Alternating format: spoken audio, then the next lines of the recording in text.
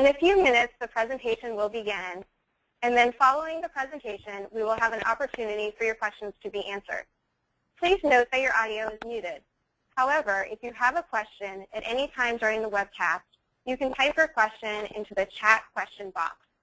The chat question box is opened by clicking the small white arrows that are in the upper right corner of your screen. After the presentation concludes, we will address as many questions as time allows.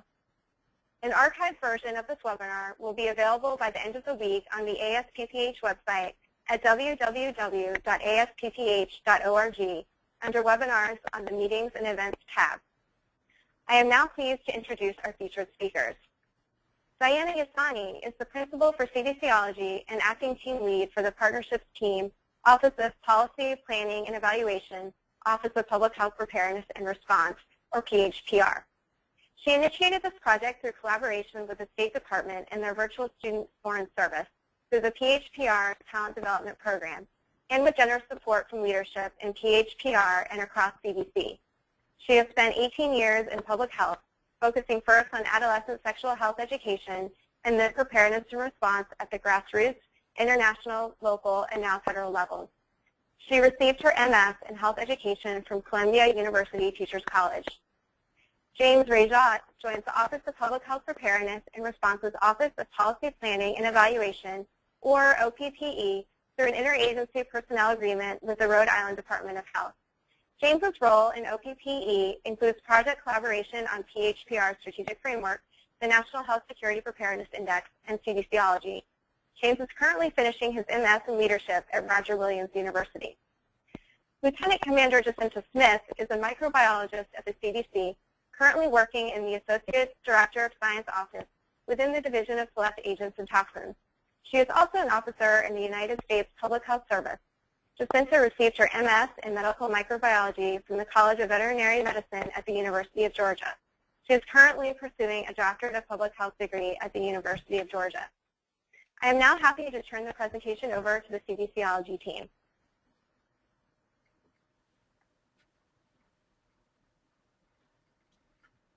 Hi, thank you for having us, Rachel, and thank you everybody for joining us.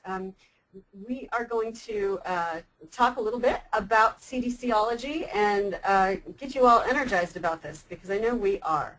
Let me tell you a little bit about this project. So there are two things going on here. One of the things is we've realized that there is a lot of work to be done here at CDC, and our subject matter experts are constantly trying to take on more and more work and more hats, or we're being told to. And there are projects that we believe that university students could assist with or would like to know more about.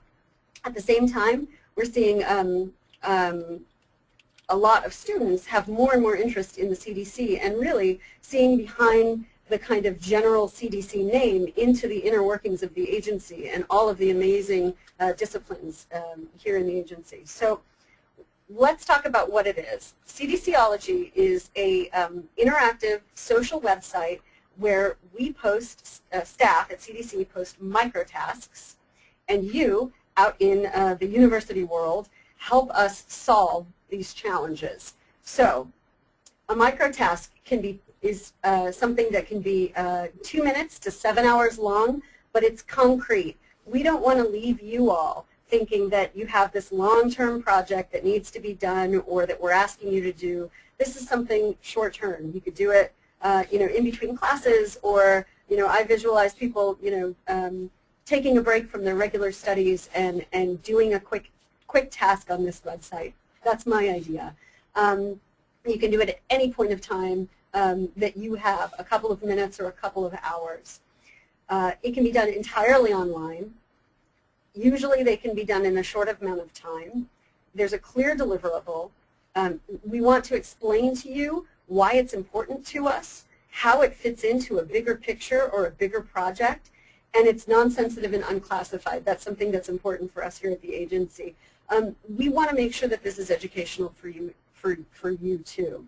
So there is a graying out of the population. That's what Pew Research calls the fact that we have a major group of people who are in the midst of retiring. In fact, 58.4 million Americans will turn 65 over the next 16 years. We're seeing those retirements begin, not only at CDC, but in the federal government in general. We also see a huge increase, 57% of admissions to schools of public health, but we want to emphasize that this isn't just about public health students. We want to engage public health students. I'm assuming the majority of you on the phone are public health students. That said, if you have other people who have interest in health-related issues, other students or other people with .edu addresses, we want to encourage you to share this with them as well. We have staff overloaded, and we want to make sure that there's a balance here. We want to give you an educational experience. We want your input, your creative ideas brought forward to our projects, and at the same time give you insight into some of the work that's going on.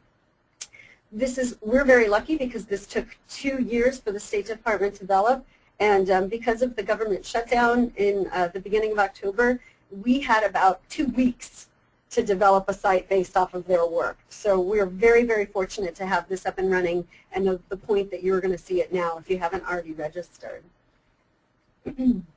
So here's how you play a role. CDC staff are requesters. We're calling ourselves the CDCOLOGY faculty. We have a small project. We make the request. It goes up on the cdcology.spark.com website. You are the solvers, or the CDCologists studying the CDC. There's a really cool little tool that we'll talk about later that matches the request we make to the interests and skills that you have. But that's not to say that you need to focus on tasks that specifically fit those matching criteria. You are welcome to search around and look at other ones. And then you post the solutions. So you do those little tasks, you put them back on the site, and then what's going to happen is as this pilot continues, you'll be getting feedback from those requesters. So you'll have a chance to interact with staff.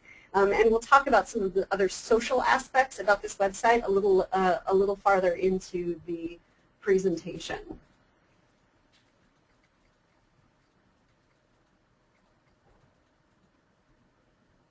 This is us. I'm in the middle next to James. Jacinta is just next to me, and Chelsea has glasses and she's at the end, and Chelsea is unable to make it on the phone today. But our team has grown. We've been developing this internally for about 18 months, and James and Chelsea have joined us in the past 9 months, and we are getting major support through a grant. This project is happening because of a grant through Health and Human Services.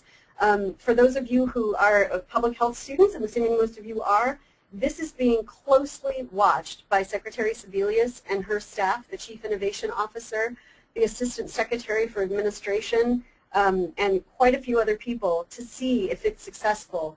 The idea and my vision is this becomes HHSology. I want to see such success here at CDC and with you all out in the university world that HHS takes this on, and you could be working with all 15 operating divisions within Health and Human Services in the next couple of years. We also have support through CDC Foundation and, of course, the mighty ASPPH, who's hosting this presentation today. Thanks, Diana. Good afternoon, everybody. This is James. I'm going to talk a little bit now about what we've done with the pilot, what some of our tactics have been to get the site up and running to the point that we are having this webinar with you, and some of the successes we have had along the way. So very broadly, I want to talk a little bit to you all about what the aims of this pilot were and sort of what we were hoping to see in terms of goals. So what's most important for you all to understand is based on the infographic that you saw previously about the graying workforce and the increase in students from public health is that we want to capitalize on both of those factors and the administrative burden that was also presented there so that we can in some way, shape, or form increase the quality and the productivity of our public health workforce. Now, in order to do that, that's definitely there are multiple factors that are involved with that. However, two of them very well could be increasing student engagement in public health, which is why we're reaching out to you, and increasing staff efficiency and focus on the more complex work rather than the administrative work. And so, again, that's something that this pilot can assist with. So when we think about those two things, what we wanted this project to really do is focus on support for a crowdsourcing initiative within a public health framework, which is what CDCOLOGY is, access to an innovative out-of-classroom practical experience for those of you who are in academics currently. We wanted access to a virtual student workforce. And then we also wanted to make sure that we had support for ongoing improvements through improved decision-making and data collection from this project as well. So that leads us to what we did for the pilot. So we planned for the pilot and did a lot of project management over the past 18 months, particularly over the past 9. We promoted this, as you can tell. We promoted it with your faculty. We promoted it internally here within CDC, with other agencies, as well as with you all as students. We implemented the pilot, which is still ongoing. We'll talk about that more extensively in the next slide. And we're going to evaluate this pilot, and that evaluation has already started. And then we're hoping to make some adjustments. And like Diana said, the vision is to spread the love further. So I'll take you through a couple of our milestones next. So in terms of short-term milestones, in the relatively near future, or near past, excuse me, in October we had task collection from internal CDC staff, which we call our CDCOLOGY faculty, that gave us tasks that they thought fit the bill in terms of the criteria that Diana mentioned earlier. We also did some extensive partnership building with folks that Diana mentioned, our external supporters and a lot of internal supporters and other divisions that have also assisted in giving us tasks as well. In November, we had the web build and the site, as Diana mentioned, over a very small window of time, and we started our student promotion in terms of the wiki and other things that many of you may have already viewed. In December, we launched the pilot. The site went live. We had a pilot test group of students that looked at the site for us and tried it out. We've then made some revisions, added additional tasks, other things of that nature, and have started to collect our data on the initial results that we were getting and the initial solutions that you all as students provided. So now we're in 2014, and here in January we're doing the webinar now because we have a last final push that will take us through the end of next month to have our pilot tasks be solved by you all as students, and that we can synthesize a pretty comprehensive report on the findings and the utility of CDCOLOGY. So that's where we are in terms of milestones previously to date. And now I'm briefly going to just take you through two of the main ones that we want to hit on in terms of student promotion and then the launch of the pilot. And then we'll talk specifically about your role. So yes, we did recruit you. You may all remember that we started with a lot of social media from the very beginning in October, definitely into November, and very heavily in December. Thank you for all of you who retweeted stuff. If you saw it and our messages, we used CDC, Dr. Khan, who is our center director here for Public Health Preparedness and Response, tweeted it. He's very supportive of the project as well. ASPPH was great. We sent emails to faculty and to staff and to fellow students that we all involved in the project knew to promote it, and it's been incredibly successful. And that's a thanks to you all as well, because you played a major role in spreading the message through social media, whether it was on Facebook, whether it was on blog, and a variety of other venues. So truly thank you from us to you. Voila. So the site launched. As you may have noted, or I noted earlier, there was a wiki set up about the concept that focused on the infographic and a couple other interesting tidbits about CDCOLOGY and our idea. We generated a listserv that you probably were emailed on We worked with ASPPH to send out information to all of you as students that they had information for. And then we worked with the university to have a pilot group of students that we talked about.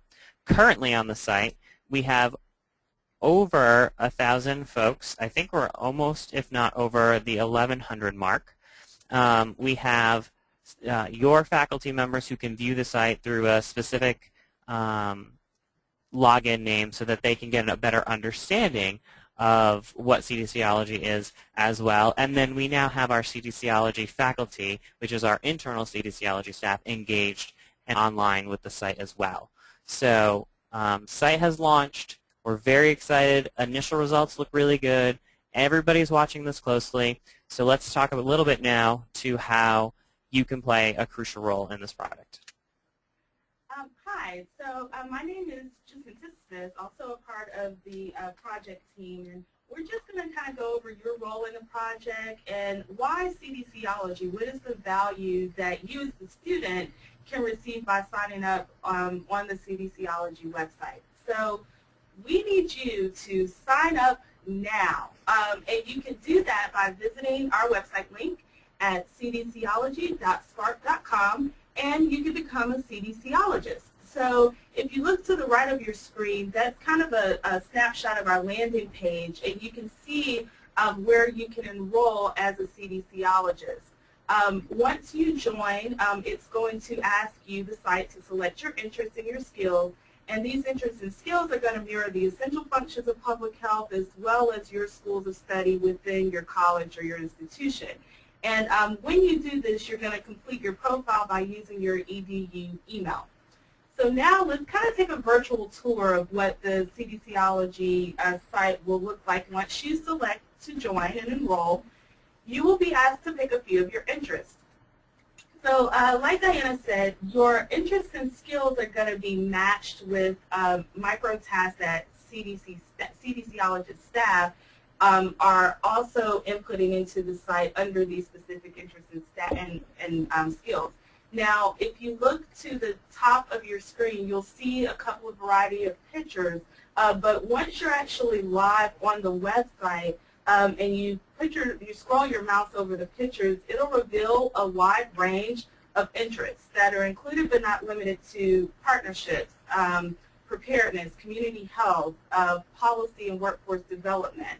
So there's a wide variety of interests there, not only to engage public health students, but like Diana mentioned earlier, to catch a wide net of interest in students that can cross over several disciplines. So if you are a graphic designer or you're a creative writer and editor, even a liberal arts major, we'll have something here on CDCOLOGY for you matched with your interests and skills.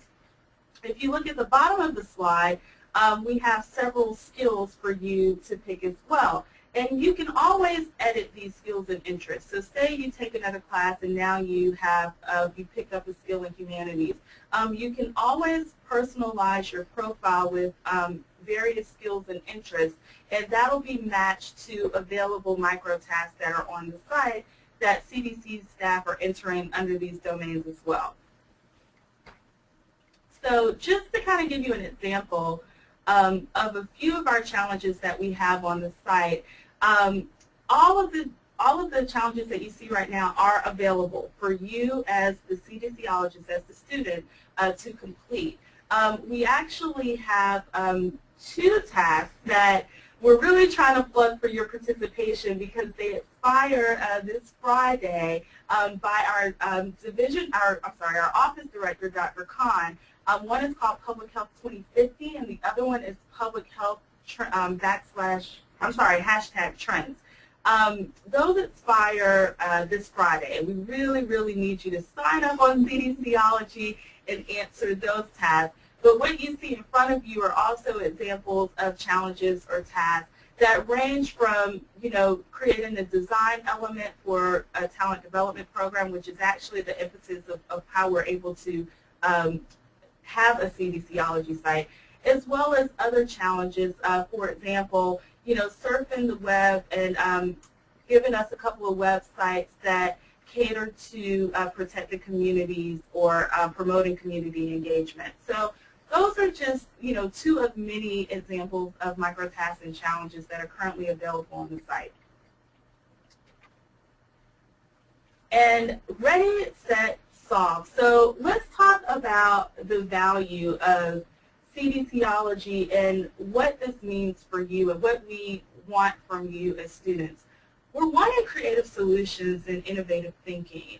We have subject matter experts that are here at CDC that are on staff, but a lot of times, we need creative solutions and innovative challenges to our current public health problems. And that's where you come in. The out-of-the-box thinking, the new, fresh ideas that are coming from students can really have a major impact on solving a lot of these public health challenges and crises. We need as many solutions as possible, so there's not one answer to a lot of these challenges and tasks. So as many solutions as you can give, as many solutions from teams or challenges. Maybe there could be a competitive a challenge between you and someone else that's on the CDCOLOGY site. There is no one answer to a lot of these complex public health challenges. So as many solutions as possible we're wanting from you. Interdisciplinary work, like we mentioned before, this isn't just limited to public health students.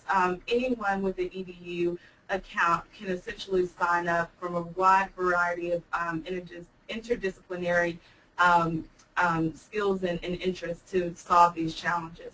And relationship building. I mean, this is kind of the social media piece of CDCOLOGY. We don't just want the work, but we want you to not only build relationships amongst the students and the CDCologists, but this is your chance to interact with CDC staff. Not only by completing these tasks are you solving these challenges, but you're also creating a gateway to interact with real live boots on the ground CDC staff that are in the trenches who are having to solve these problems. So this is the value to you. Real application of what's going on in public health. Learning about CDC staff through the task and the type of work that we do and how it's important. Having an interaction with CDC is good for those who are unable to come here due to, travel budgets or what have you. This is a good way also to network.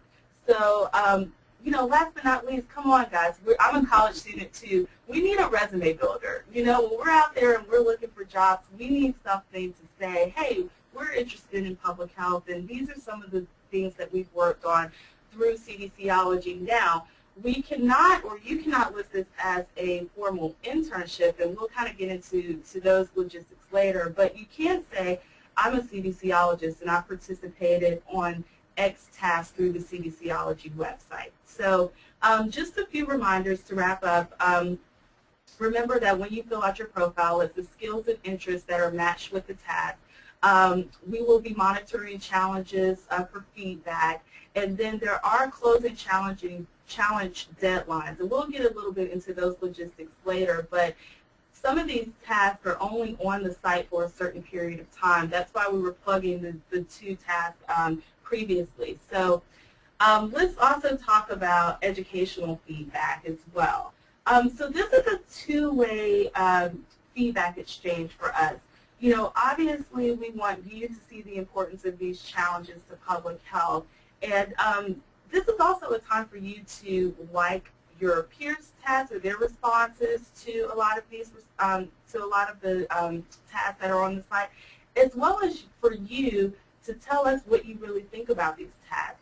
Right now, we only have a function for likes, but maybe on a permanent scale, when we have more funding to make this a permanent site, you'll be able to give our CDC faculty, CDCologist faculty, feedback on the task itself and if it was beneficial to you, how it can be improved. And also, the CDC faculty can also give you a like if they really enjoyed and had positive feedback from your responses. So if you look to the right, you'll see that one of the measurements for this pilot is the student experience. And so we want to make sure that when you are engaged in the CDCOLOGY site that you are providing good feedback, commenting, putting likes on things that you really do like, and that'll help us with our evaluation metrics for this pilot.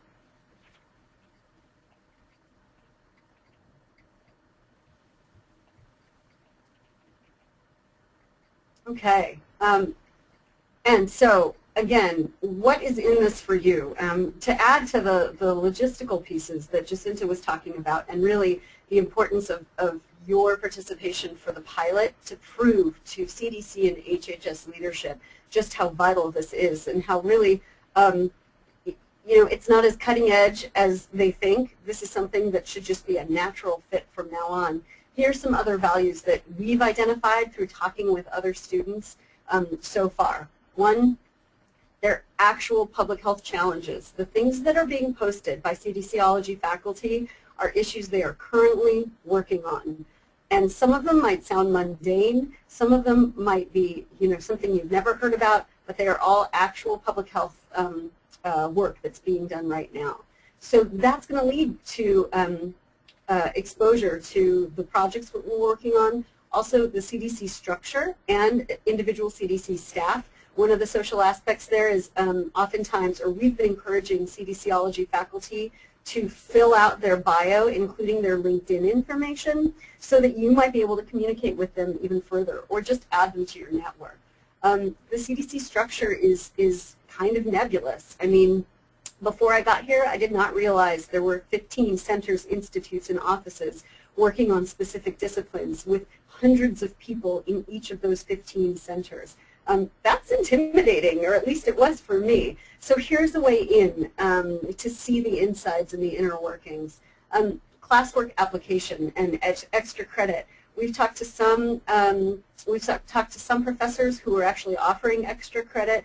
We've talked to some professors who don't offer extra credit, but have suggested that their students work on some of these tasks. But also, this could be something as a project you could report on, etc.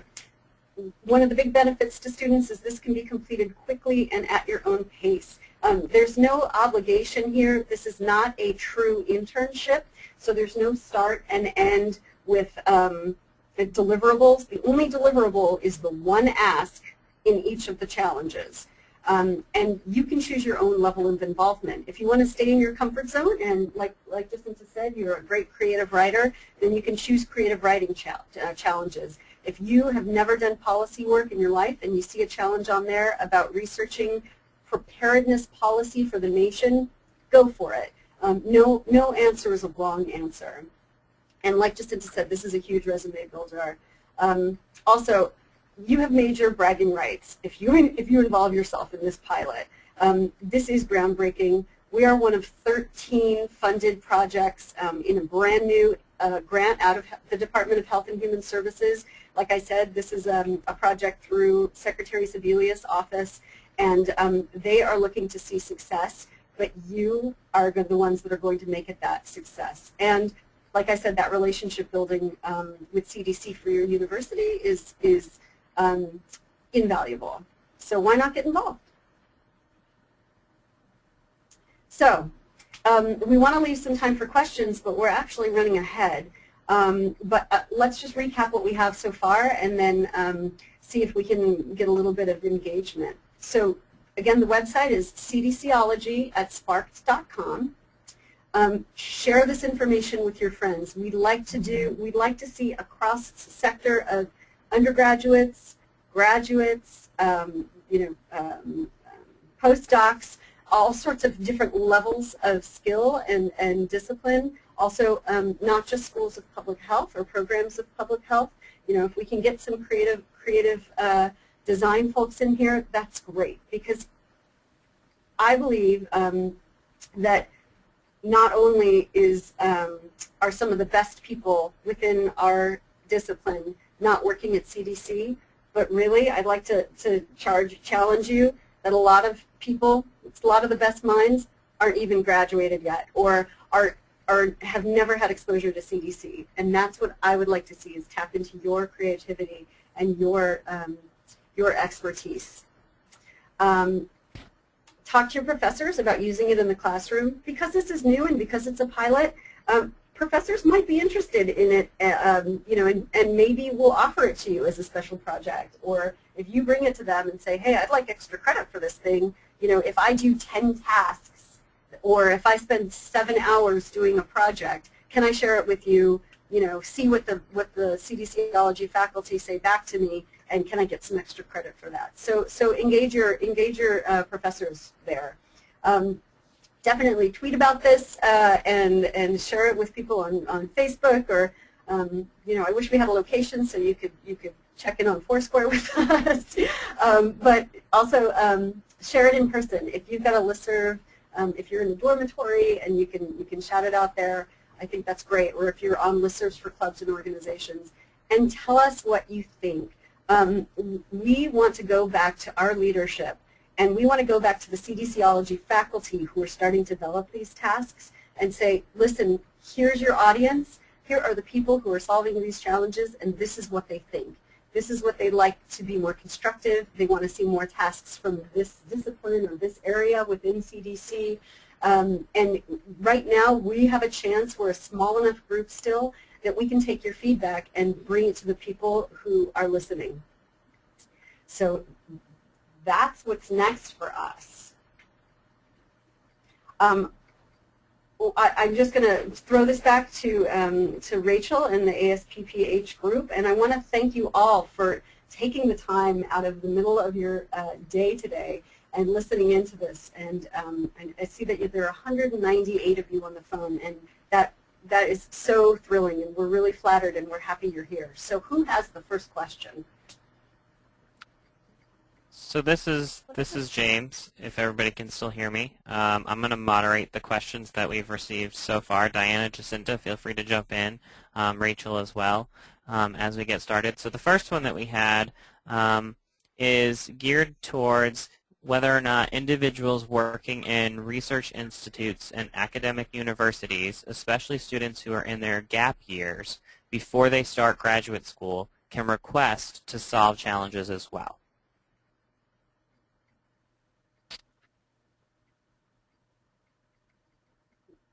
Well, I'm sorry, James, I'll answer.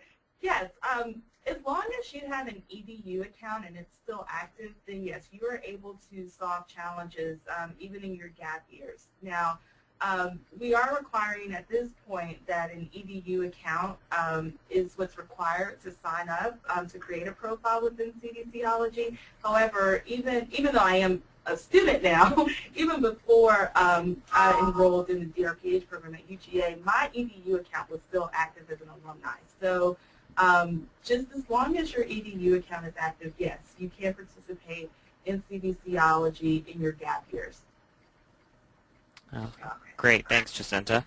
Another one is geared towards whether or not multiple microtasks can be attempted by the same student, and can you repeat on the site on which site this is done. So the tasks are actually solved on the CDCOLOGY site itself, and you can solve as many challenges that you can find that you are interested in as long as they are still open. So challenges will be open for the duration of this pilot, and unless we have been indicated by the folks submitting the challenges that they need to have them closed by a certain time frame because they actually need the work.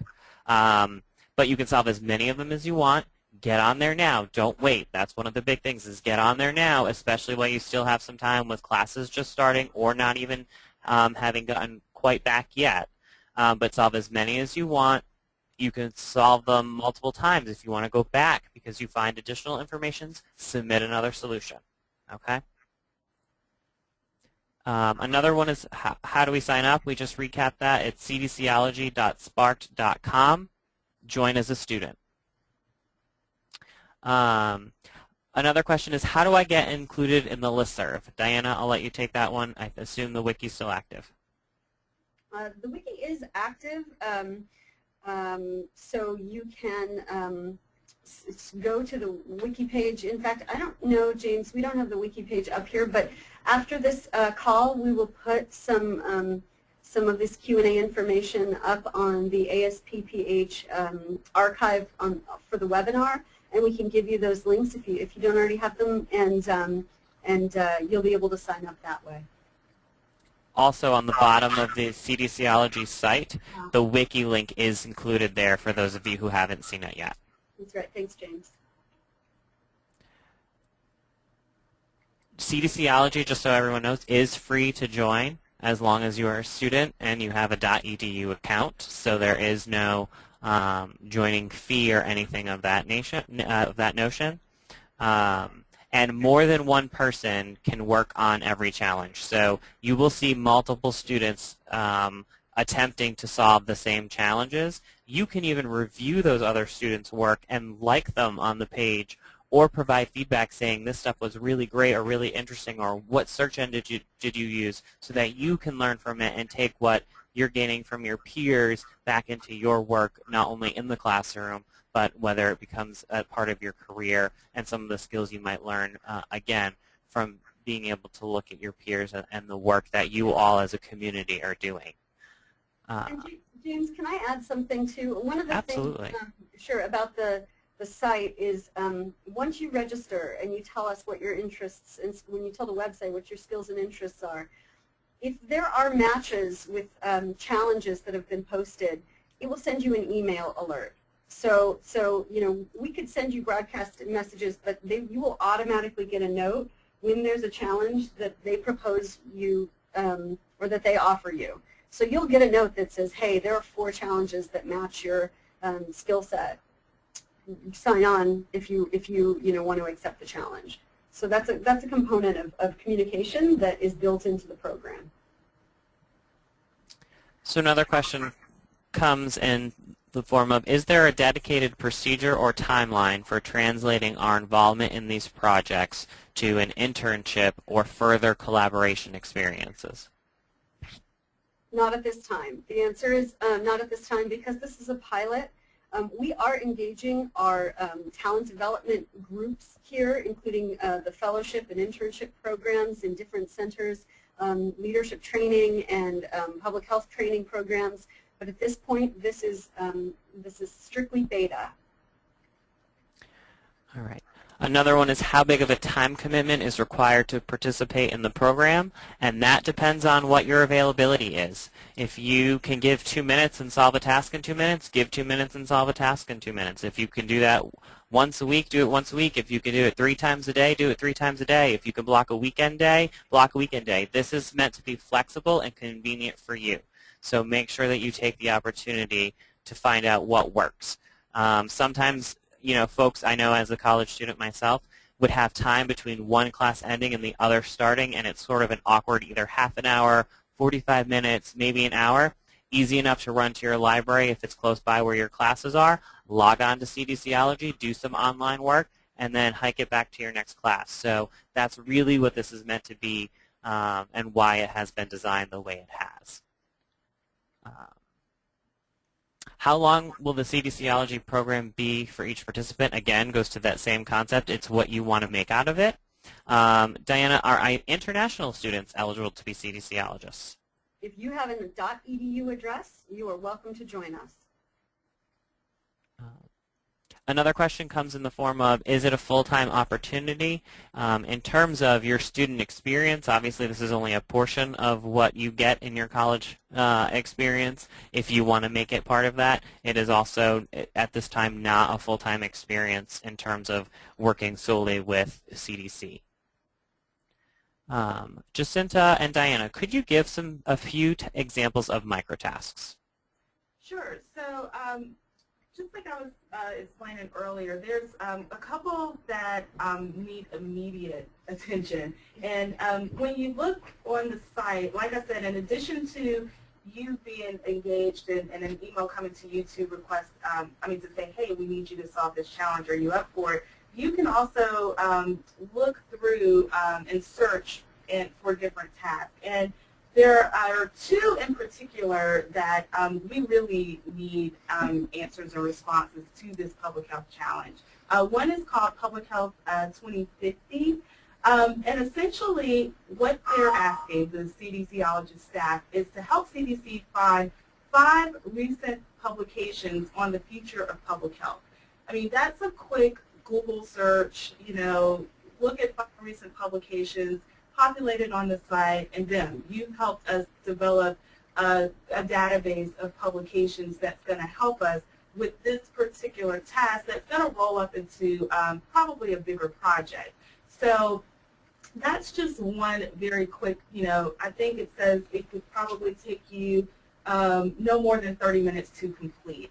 And, the more solutions, the better, because obviously not everyone with such a broad topic is going to have the same 5 publications. So, with this task, they're really trying to create a database for this particular topic. One thing for those who aren't familiar with the site, when you review the challenge, in addition to the title and the overview, they're going to tell you why this is important. So it's not, hey, can you just give us these answers and thank you, you get a gold star. We're really trying to tell you how this fits into the bigger picture of public health. There are going to be, slightly detailed instructions, but no more than a couple of sentences. And then there's also going to be an estimated time needed to complete the challenge. So you can review this, and if they're saying 30 minutes and you have 30 minutes to complete it, fine. But if it's something that's going to require 7 hours, then maybe you'll say, okay, well, maybe not right now, but I'll block off, a chunk of time to complete that challenge. So that's just one of many. I'll give you another example of one called Public Health #Trends. And the purpose of this particular microtask is to help CDC understand current public health trends. And so one of the desired products from this particular microtask is to submit a list in a Word document of 5 key drivers of public health change. And why do you choose these 5? And provide a list of any articles and suggested citations that support your claims. So this is you using your, creative logic, reasoning. You've really given an opinion of what you think are key drivers of public health change. This is someone from CDC engaging with you to want to solicit your feedback to this. And of course, any supporting documentation and citations that you can submit for this microtask to support your vision and your response is welcome. Once again, this takes no more than 30 minutes to complete. So this is just one of many of the tasks that are available for you to solve. And like I said, it can be matched with your skills and interests, or you can just search through and see what you're interested in participating in. Yeah, and just to add to Jacinta's tasks, there are also some ones, on the really short term that don't have a research base. So, for example, we have a couple up there that are, create a design element for a program we have, or develop a template for an agenda, or, I need a PDF version of a Google satellite map with specific flags in specific areas. And those are things that, seem very simple or perfunctory, but we explain why those are important to us, why it's a constant issue for us to do this work, and it really gives you a perspective on just the incredibly broad range of projects that we're working on, down to laboratorians. All subject matter experts here kind of wear a million hats, and you're going to have a chance to see that. Okay, so this is James again. In the interest of time, since we have about 12 minutes left, and so far you've already submitted 41 questions, so bravo to you. I'm going to go through and hit some of the heavy hitters with just reiterating some of the stuff we already talked about, so those of you who might not have heard it can hear it. I won't actually say the question, but I will give you an overview of some of the information. So any student that has a .edu account from any discipline can participate in CDCOLOGY, does not need to be a member of ASPPH. It does not even need to be a school that has, or a university that has a school or program of public health, okay? We're talking any university student with a .edu account anywhere can participate. So if you know friends that you graduated with that are in undergraduate school at different schools, send them this information. They may be interested. We want people who would not normally think about public health to also get interested in public health and provide innovative solutions to the problems that we face. So you will get feedback from CDCOLOGY staff. They will provide feedback to your solutions. Please just understand that CDCOLOGY staff are new to this technology to some extent and new to the project as well, so it may take them a little while to get acquainted and provide you that feedback, so it won't be necessarily real-time right away because we are asking them to do some evaluation of products and everything at the same time, but it will be coming, I promise you, so please check back and look for that as well. You will not get a certificate or anything at this point in time, but you can put that you're a CDCologist on your resume, and you can explain the experience to those you interview with.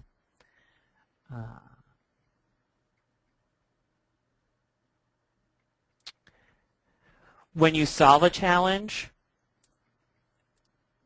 the CDC faculty who put that challenge up will get notified. They will be able to go on and review your challenge, download however the submission came through, look at it with some of the other student solutions, and take them and integrate them into the work that they're doing or the process that they are embarking on and why they asked for that information. Now, what they do with it, you'll probably know right off the bat what they intend to do with it, because within the challenge itself, it talks about the importance of this challenge to the work that they're doing and to public health in general. So that will give you information about what the utility of it is. And then in the individual exchange of feedback, many folks will probably provide the information about whether or not they use yours particularly, or what they found useful or exciting or something they didn't think about, and that would be your mechanism through where you submitted your task to ask them any follow-up questions that you have, because again, we want that real-time exchange of information to happen between our staff and you all.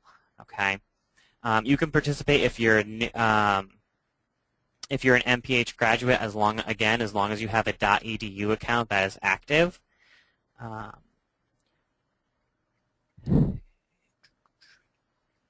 right, so I think those are the main ones that we went over in the actual webinar. I'm going to ask the group a few more, and then then I'll ask Rachel to call us to tell us time or give us the 1-minute warning so we don't go over. So another question is, how long will the program last for the rest of the year? What happens after the pilot at the end of February? So I'll let Diana talk about the time frame. Sure. So the pilot, when we say the pilot is ending, that means that we need to report back to HHS about how the last 6 months have gone. We've been, the site will not go dark. So those tests will still be going up. CDC participation will still be happening. The site won't go dark, in fact, probably for the whole year. I'm hoping that it's never going to go dark. In fact, it'll just keep going. So as long as you're registered, you'll still see task matches in your inbox. If you go to the site, there will still be microtasks available, and there will still be people on the CDC side responding and posting new tasks. So one of the questions that has come through multiple times in 2 different iterations is that if multiple people are working on the same challenge, how will my skills be recognized? So that's the first one. And then as a follow-up or somewhat related is, will CDC recognize CDCologist participation in microtasks, especially if they're used in future work products?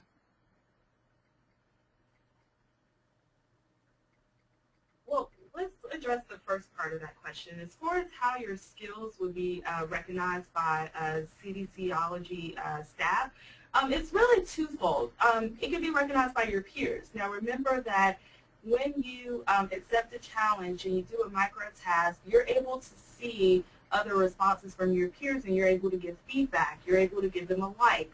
You're able to comment. So that's one way that you can receive, recognition, I guess, for your skills. Another, obviously, this is a product that the CDCOLOGY staff is requesting on the site. So, you're obviously going to get and receive feedback from the staff, and, based upon that feedback, we'll recognize, hey, kudos, did a good job. We really appreciate your graphic design skills in solving this challenge. So for the first part of the question, it's twofold. You're going to be able to get recognized for your skills through your peers and also through CDC staff. For the second part, because this is microtasking, because this is not an official internship project, because this is not part of the fellowship or internship programs at CDC at this point. This is not something that we expect long-term participation from a specific student in any specific project. So the small pieces of work that would be done through these challenges would be an important piece, but not the completion of a very large project. That is not the premise behind microtasking or CDCOLOGY. So I'm not sure how much recognition one's expecting, but this is one small component to a much bigger piece in the majority of the tasks being offered. But with that being said, you know, you can still say that, hey, I've worked on this task for this particular, you know, CDCOLOGY project. And with that, you can speak to that on your resume or in an interview. You know, just a formal recognition of skills at this point isn't what CDCOLOGY was set up for at this time. And then lastly, to close this question out, because it is important and we want you to feel recognized, is that we know the leadership here and we know the folks that are putting the tasks up online for you to complete.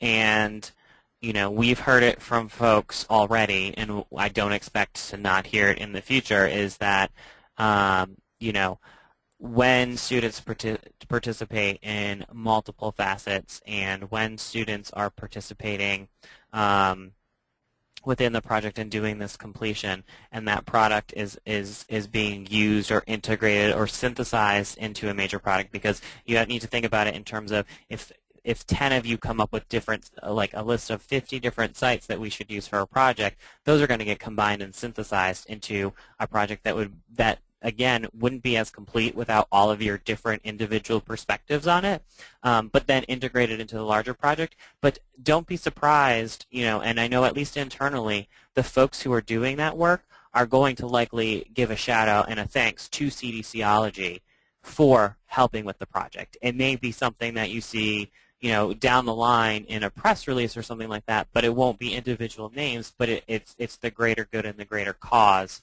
of this community that we're building through CDCOLOGY. So keep that in mind as well when you're thinking about, well, do I want to, you know, solve tasks and that, and you know, being able to tell an employer or you know, another school, if you're trying to further your education, that you have practical experience because you've solved real-time tasks, that goes a long way. We hope that we can integrate other features, whether it's badges or certificates or something like that at some point, but at this point in time, because it's a limited pilot, that opportunity isn't there. But again, if you don't participate and we don't have that buy-in from you all, then we're never going to get there either. So I just want to put that in perspective. So another question that came through is, are there any further plans to expand this to other agencies, other colleges as parts of their curriculum, and other parts of CDC? So I will tackle that briefly, and then anyone can feel free to jump in. So we are working to increase the number of people here at CDC that are uploading tasks. Right now, a majority of the tasks are focused on preparedness, and that is because we were the pilot group for this that sort of helped dream up the idea, but we have commitment from other places within CDC to add information to that. In addition, we're working with ASPPH and did a faculty webinar and sent out FAQs for colleges to figure out how they might want to use this. And lastly, Diana mentioned that we do hope that this would go HHS-wide and be part of, you know, the 15 different agencies and divisions that operate within that framework as well. So we have about less than 2 minutes left, so I'm going to do one last question, but please note we will write up frequently asked questions and post them with the webinar through Rachel. So please don't, if we didn't get to your question, we will answer it and it will be there for you. The last question is, how will the success of this program be determined in the future? What are the specific goals of the program? And I will let Diana close out with her final remarks. That this was her dream. So my goal is to see this go HHS wide. My goal is to see new interaction. My vision is to see new interaction and build out a new public health workforce and the next generation, which are you, and bring everybody into the idea of an open, communicating government. We want transparency. We want you to be part of this and become participatory in the decisions being made for the nation's and global public health efforts. And without you doing this, without you being involved, we don't have the benefit of a broader voice for public health. I see this going across Health and Human Services, and you are going to open the eyes of a lot of people when we start seeing your stellar responses on cdcology.spark.com. I think we're out of time. Yes, thank you. This is Rachel, and I just wanted to briefly thank Diana, James, and Jacinta for their time today. And as a quick reminder, an archived version of this webinar will be available at the end of this week on the ASPPH website at www.asppph.org under webinars.